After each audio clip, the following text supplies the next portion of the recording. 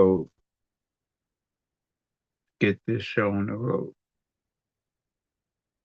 All right, everyone. Your host, Cy Smith, coming to you on a Yellow Tuesday. It is the first Tuesday of the that's Yellow Tuesday, Yellow Sunday. It's the first Sunday of the month. And I'm coming to you guys, get my camera together. I'm coming to you guys to discuss the violence in Black America. Uh, we have all types of violence in this country, but I focus on the violence that hurts my community, my people. And if we deal with the violence that's affecting the Black community, it will have a ripple effect to the other communities in this country as well. So my premise is and has always, well, I'm gonna say always been like for at least 15 to 20 years that we have two times a year, two seasons.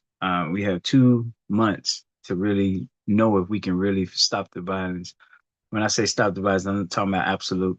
What I'm talking about is the normalcy of the violence that we see. I'm talking about where we have communities that's thriving instead of desolate, dry bone neighborhoods in Black America.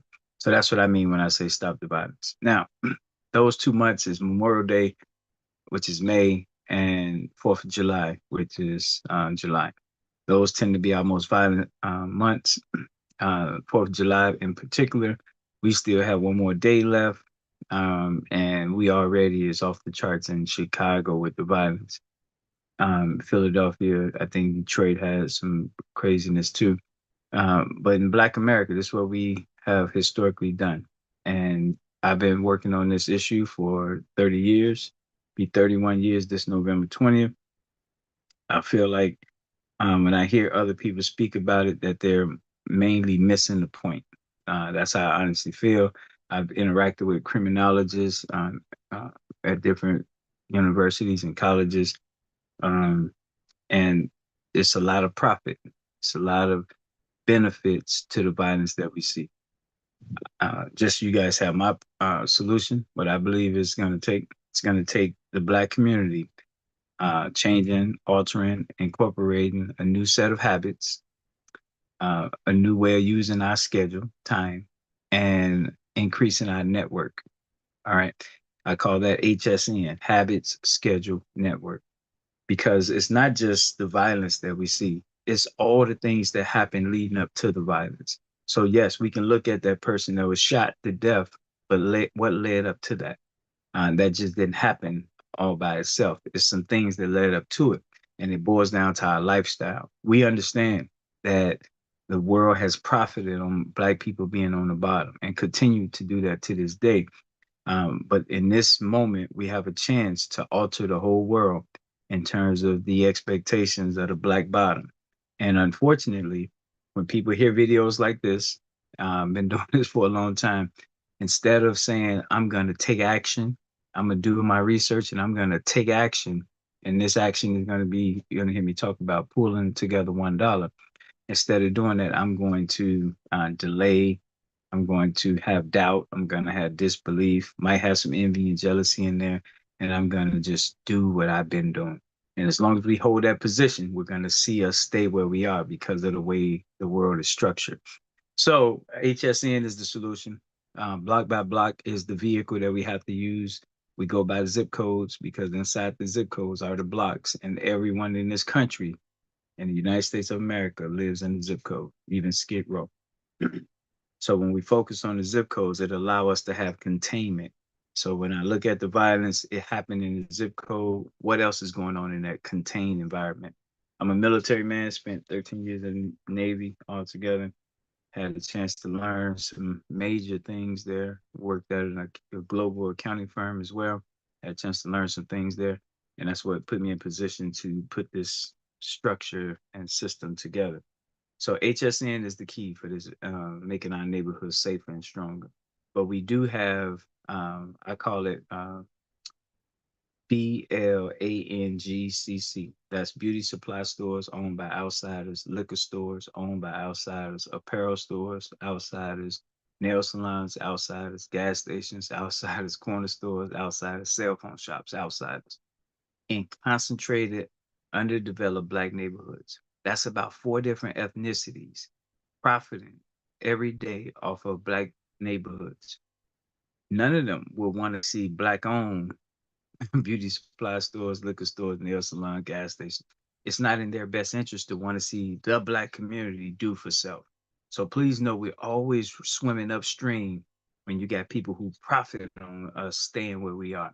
No different than 6,000 miles away in Africa, all the other non-black people, black countries taking the diamonds, the cobalt, the cocoa, the uranium, the lithium. They don't want to see Africans do for self and manufacture themselves. They want to keep it where it is. So globally, we have this challenge of blacks staying on the bottom so that others can stay where they at or do even better.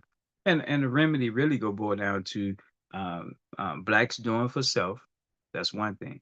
But it's really go boil down to the rest of the world saying, you know what? This world will be better if I be balanced. This world will be balanced if I it will be better if I don't have to be greedy and take. Let me do fair trade. France was taking uranium at 80 cents a kilogram and selling it for $200 a kilogram. What type of human being is that? That says something about you. That says something about everyone who voted for people who would do that to another human race of people. So that's what we up against, black people. So just know that. So let's get to this violence this weekend. So as the numbers come out on Tuesday, because it's typically 4th of July weekend includes Monday, but this one may not. So we'll just say whenever the violence numbers come out, we're going to see it was another violent weekend. We had a lot of Democrat cities in America that put a lot of money into anti-violence workers, anti-violence investments, mental health, all these things. And while these things sound good, these things sound good, they are distracting us from the root. So all this money into mental health, um, anti-violence workers prevention, it's not bad, but when we look at and measure the tax burden on everyone to the effectiveness, the return on that investment, you're not going to get it because we're missing what the real root of the problem is with the black violence in our communities. Now, National Black Club University, the organization, our whole financial philosophy is to get all 46 million black people doing $1 a month. That's $46 million a month. We hope if we get half of that, we cooking with grease, and the money is accountable because the zip codes that it come from, that's what it'll be used to create the jobs in the community, the travel, the real estate, so that the people can stay in their homes and not be evicted and put out, so that the people have work that's walking distance or done from home, and of course that people can get out, travel, and broaden their perspectives on life. So to just know that ITR, information travel, real estate is the future for black people when it comes to jobs. And HSN, Habit Schedule Network, is what it's going to take for us to deal with this violence. So the fact that I've been 31 years this November trying to get black people to do $1 and haven't been able to pull that off just yet.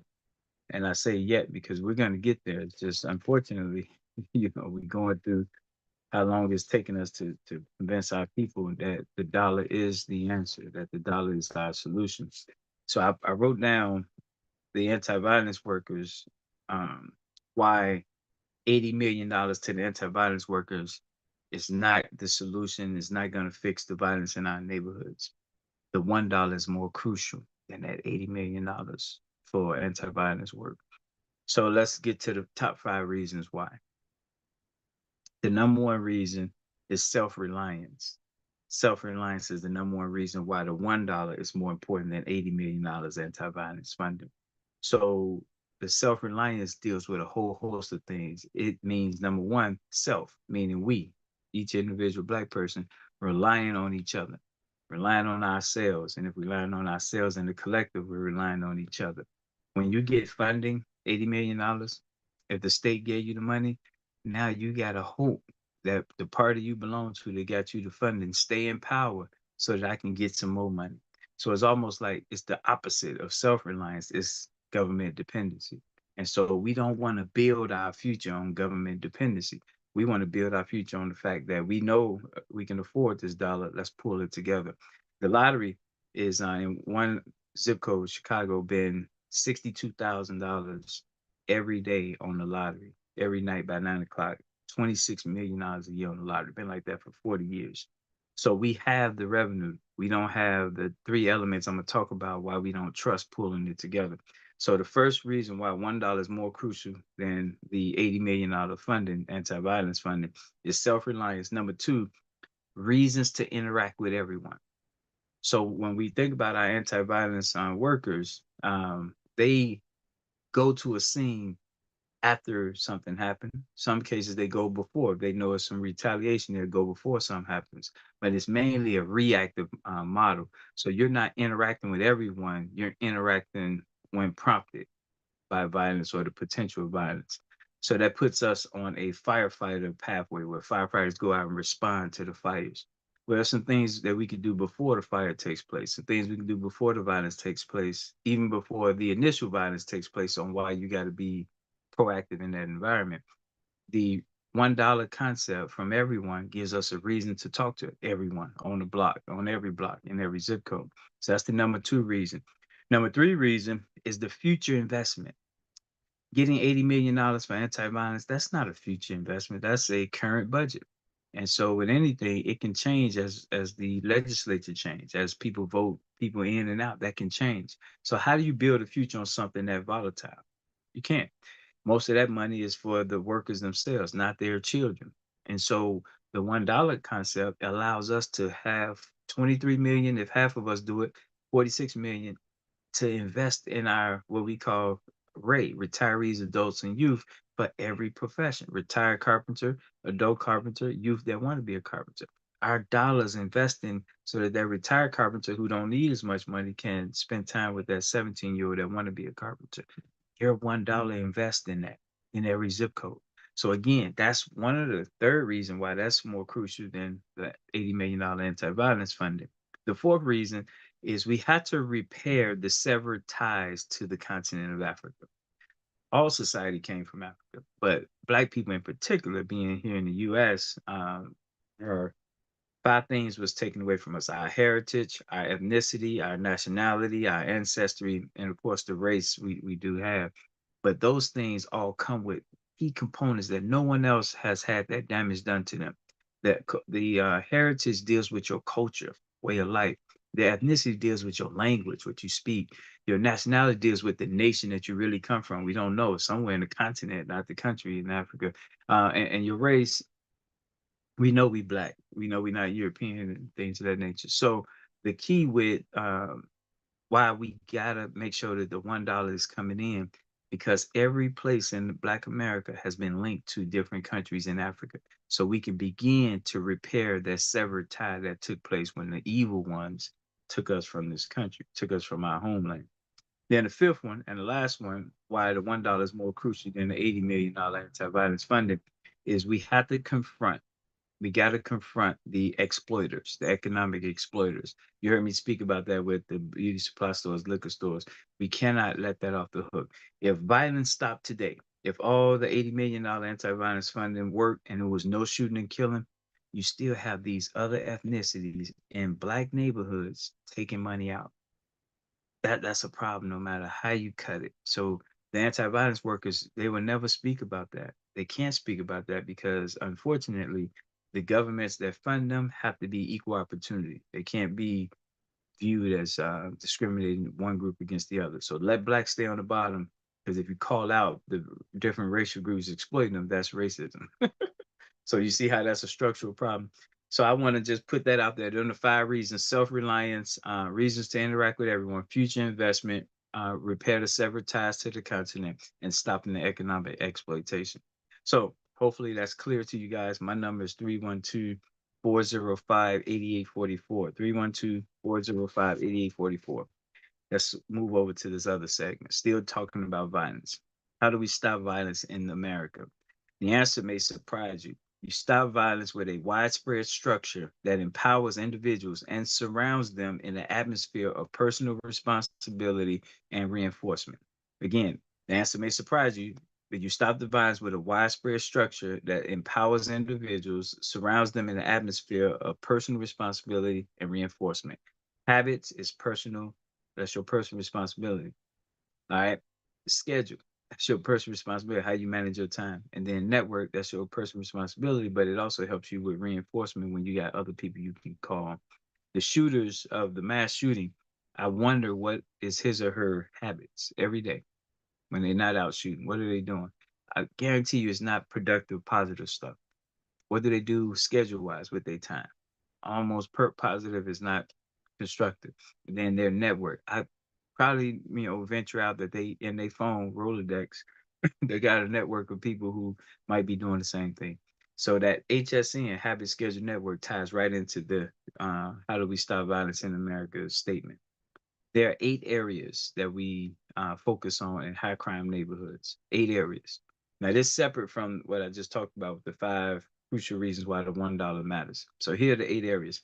Number one, we have to show the strength of the neighbors. We have to show the strength of the neighbors. It's too easy to get hopeless when you think that everything is kaput.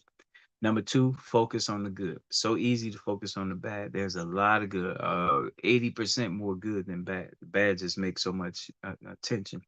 Number three, increase residential interaction. We have to have reasons for people to interact with each other. That does a whole lot of intangible things when you're interacting with each other. Not all the time. Once a year could be just fine. But the point is, when you know your neighbor, you're going to operate a little bit differently than if you don't. Number four, link to mainstream. When I say mainstream, I'm talking about the continent. I'm talking about the diaspora where other blacks are. Um, and then also in our suburban areas where our white brothers and sisters may be. There's a strategic way we can be linking with the mainstream society other than our block. Number five, plan for the future.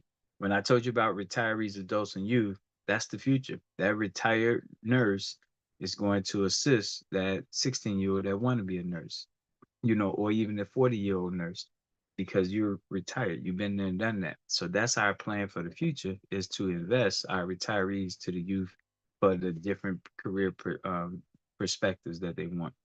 Number six, create and sustain functional institutions. This deals with that beauty supply stores, liquor stores, apparel stores owned by outsiders. We must control our own businesses in our community. Chinatown, Greektown, Little Italy exists. There's nothing wrong with that. The society should be okay with black towns. They should be okay with blacks doing for self. Because then we can start sharing and trading across the board. But when we're in a deficit, now you gotta always watch your back as an outsider. And then we're always trying to come up with ways so that we can do for self. So it's an unnecessary energy versus us flowing in the fact that we should be equal and trading with each other.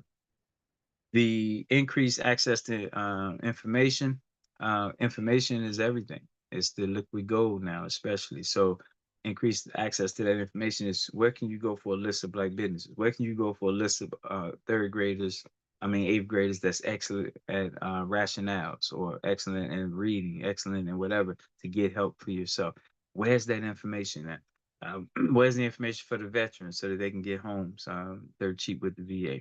Then increase access to resources. That's the eighth one. Increase access to resources. Just everything I said with information, it's a resource behind that. How do we get that in front of you? So I just gave you the 8 pillars that prop up everything we do. I gave you the 5 reasons why the $1 is more crucial than the $80 million. Now let's talk about why the $1 has been so hard to get. And as black people, we've been bamboozled many, many times. We've watched our leaders lead us down paths that is not as productive. We got a lot of black people who have they appreciate their closeness to whiteness more than their closeness to black people. So we got a lot of reasons to have doubt and disbelief. So when we come talking about $1, that can agitate a person. So let's talk about the difference, the way I see between doubt and disbelief. So disbelief is nicer. Doubt deals with skepticism that is more on the adversarial side. So the way I see doubt is, man, whatever, I don't believe you. No benefit of the doubt. No benefit of the doubt. I don't trust you and I don't believe what you're saying. Where disbelief, well, all right, maybe. So it's a lighter version of the doubt. I just want you to hear that directly from me so as I'm talking, you see where I'm coming from. So when we talk to people about the $1 being the game changer for black people worldwide, depends on the person how they receive that. Ideally, what'll be beautiful is if people say, here's mine. That's the ideal scenario. That doesn't happen. What ends up happening is we go into our conditioning, which is disbelief. We start, man, that ain't gonna help. You got to get everyone. You start getting a whole list of reasons why the $1 idea is just not doable. So that's the disbelief part. We can deal with that because they just don't believe. The doubt, though, is what's kind of disheartening because then you got people who using swear words. That ain't gonna work. This, and this, and they start just shooting holes with certain vitriol or certain negative energy to it. And the reason for that could be jealousy, doubt, envy. I mean, jealousy and envy, which they may have tried it 20 years ago and it didn't work. So now they don't want you to try it because subconsciously you getting the victory mean that you got it and I wasn't able to get it. So I believe that's a part of the doubt side. And then complacency. That's the another reason. So you got people who tell us, oh yeah, man, dog, there ain't nothing I could do that. And then they don't do it. And that's where the complacency comes in now. There's no sense of urgency. Let me hurry up and get the dollar in so they can focus on someone else. Because that's the problem. When you delay getting a dollar in, we got to make a yellow sticky note and remind ourselves to get back in touch with you. So imagine all these sticky notes that we got to remind versus people just executing. As soon as they hear it, knock it out. We on to the next one. And that's what is the challenge, the way I see it. So 31 years this November 20th, and we haven't been able to get 1,000 people to do $1 yet. That is crucial. And we're going to keep preaching and pushing this because that's step one. It's not the end all be all, but we can't go nowhere until we get that four groups of 250 people, which is 1,000 people electronically doing a dollar. That dollar can go to Cash App or Zelle, 312 area code 405-8844. That's 312-405-8844. Or our website with the PayPal, which is www.nationalblockclubuniversity.com, www.nationalblockclubuniversity.com. All right, in closing, we can continue to hear and delay pulling together our dollar, but I want to just put this in all of y'all's spirit. I'm a very spiritual person. God told me to tell you guys clearly and point blank that as people, Black people, we're not going nowhere collectively if we are making hard, if we're making easy hard, if we are making what's easy hard. And if we can't agree, the dollar represents agreement. If we can't agree to four quarters because of doubt, disbelief, jealousy, envy, complacency, what can we agree on? With all the issues attacking us, from economics to safety to senior citizens to youth, the homelessness, all of that. There's so many things that keep us from agreeing. But if we can't agree to four quarters, so it's easy. It's a layup. We used to mail people 25% stamp plus the stamp to mail to them. So 50 cents in an envelope just so they could put their dollar in there and mail it back to us. That's how long we've been in the game. You got Cash App Zelle now. It should have been fixed as soon as Cash App and Zelle got popular. But they haven't. It's okay because again, a lot of our people who are complacent, I just hope that you know you are a sitting duck. Your family are sitting ducks. We should be zip code by zip code doing the inventory and getting people involved at their level, not involved with the block club and none of that, at their level. You're a male carpenter, you don't want to go to a bunch of meetings. Cool. We just want you to talk to the 16-year-old that love working with wood twice a year. So stuff like that. It's all about those interactions and transactions based on as we do the census in all our zip codes to know what we're working with.